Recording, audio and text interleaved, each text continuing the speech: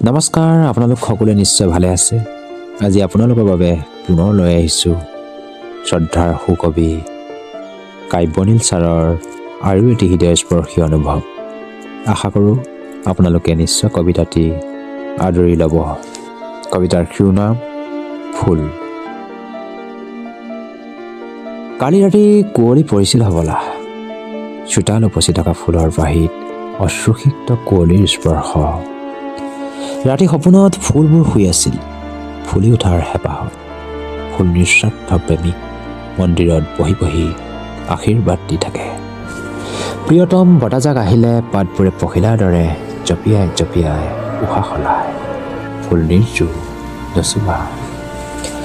আমাৰ হাতবোৰ লেতেৰা, আঙুলিৰ ফাকেৰে গজি উঠে নষ্ট চকু। সুন্দৰ পোছাক পিন্ধি আমি ভদ্ৰ হোৱা বুলি ভুল কৰোঁ। নিমিষতে ছিগি দলিয়াই দিব পাৰোঁ ডিঙিৰ মালা। কথা দি আমি কথা নাৰাখোঁ। ফুলে প্ৰতিশ্ৰুতি দিব নাজানে বাবেই ই স্বৰ্গীয়। আজিও কুঁৱলী পৰিব, বৰকৈ শীত পৰিছে।